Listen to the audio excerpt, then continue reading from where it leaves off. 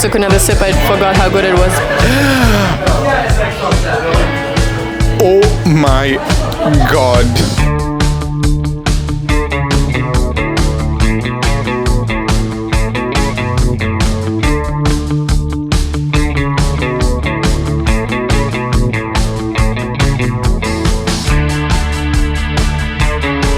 Hello everyone, today we are in Shibuya in Tokyo and we are going to take you to the best bar in town, the SG Club, one of the best 50 bars in the world right now and the best bar in Tokyo.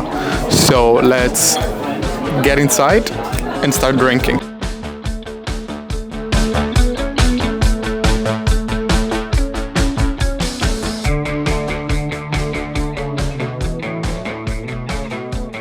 Like most of nightlife spots in Tokyo, you can stand up.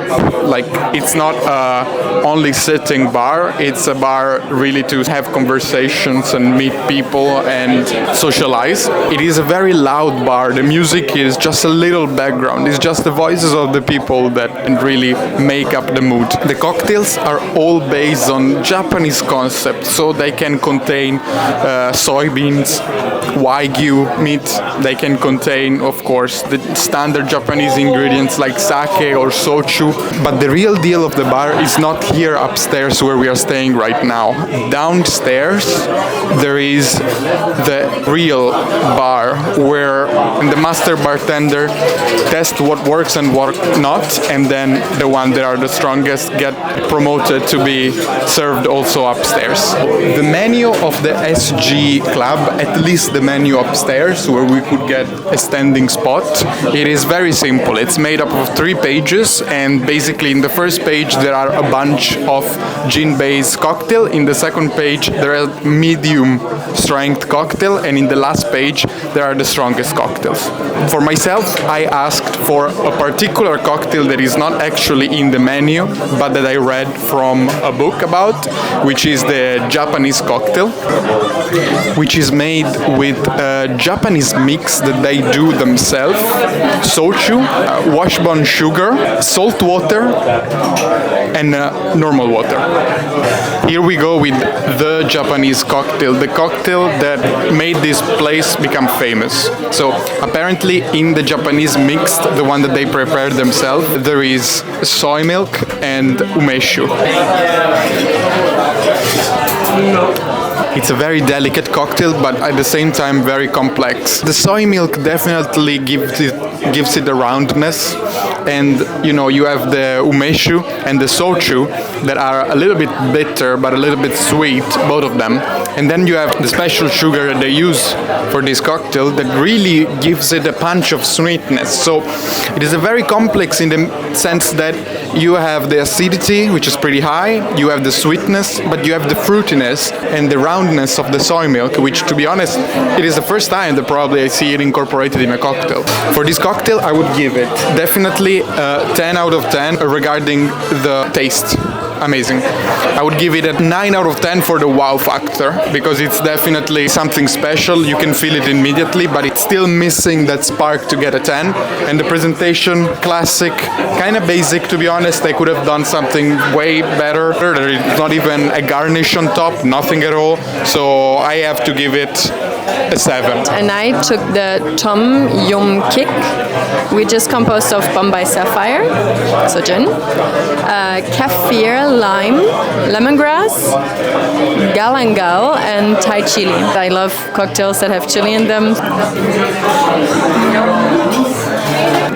I love it. I like it very much. It tastes like a garden. Like you really taste the lemongrass, and you have like the chili. Like it's just a plant cocktail. As you saw from the ingredients, this is not really expressing the Japanese soul of this bar. It's more focused on Thailand, the chili, and then you have lemongrass, which are ingredients of Thai cuisine. Let's go and try it. Now I understand why they call it Tom Yum Kick. This tastes like the alcoholic version of Tom Yum Goong.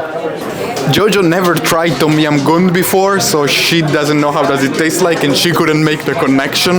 But me, as soon as I sucked it, I was like, okay, this is Tom Yum Goong. What is the roundness? Is it there coconut milk? I think it's coconut milk. Let me see. So yeah, there is a green curry soup in a vegan version inside of this ingredient that galangal. Yeah, and with coconut milk. That's where does the roundness come from? The same roundness that here it's given by the soy milk. There it's given by the coconut milk, which is actually very smart. You know, for everybody out there that is listening and wants to try to do some cocktail.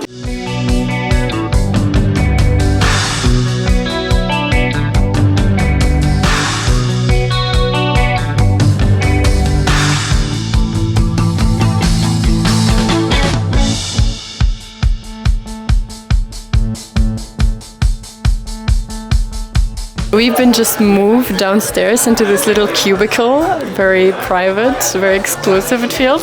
Some kind of waiting room to get into this kind of speakeasy situation that is going on here downstairs. You really need to reserve beforehand, book a table. So now we are going to explore all of the other cocktails they have to offer.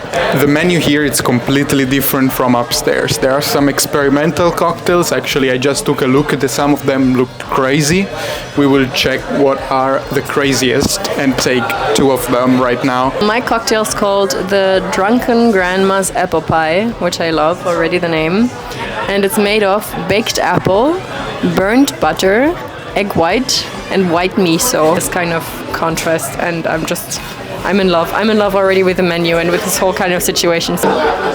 This cocktail has a little story that your grandma was baking an apple pie, but she was drunk doing it, so she mixed a little bit of miso inside, but it turned out beautifully, so I will just try and taste it. On the top, they put a little bit of cinnamon. So, cheers.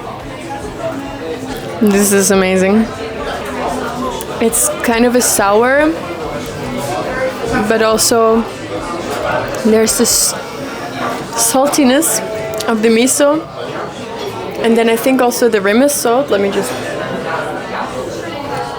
Yeah, the rim is also salty, but this kind of miso-y is amazing. It's amazing. I love this cocktail. This is maybe my most favorite cocktail that I ever drank in my life.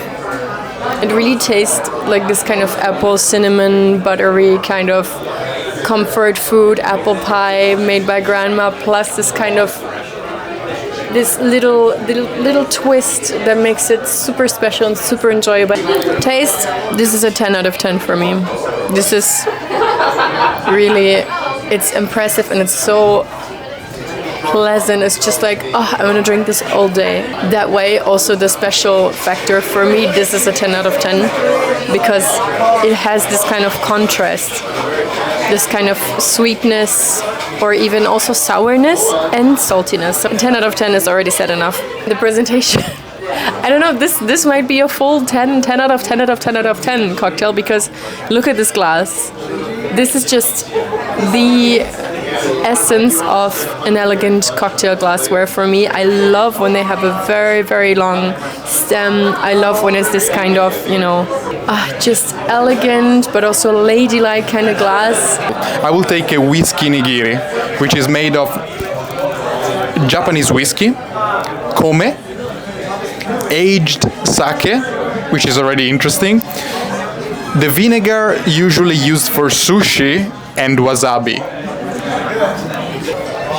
This very tiny cocktail, it's basically a dish of sushi where the fish was removed and replaced by whiskey. The smell really smells like vinegar, so I hope that they could maintain the sushi taste. Let's go for it.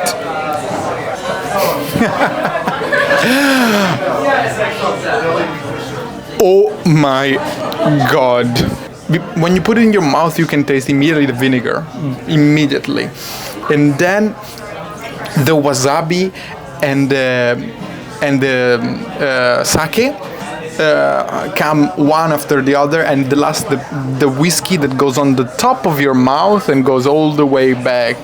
So you start with a very pungent taste, very acid taste, and then it turns out to be all around your mouth, and it's just amazingly balanced. The ingredients are top quality, and the owner of this place, the owner of the SG Club, and many other bars around the world actually wanted to find the perfect soju. But since none of the soju available was good for him, he decided to create his own soju and created 3 different kind of soju that he uses now in all of his bars. Okay, that was it for today. We just came out of the bar and it was an amazing experience for real. And the people were so friendly and hospitable, and they offered us this little place downstairs. And so it turned out to be such a surprising and eventful and such an exquisite experience a night. And I'm so thankful to have experienced this bar, and I recommend everyone who comes to Tokyo to just visit them, drink their cocktails, experience it, have your taste buds be surprised. And now we're gonna head back to the city, have some dinner, and see you at the next bar. Bye guys.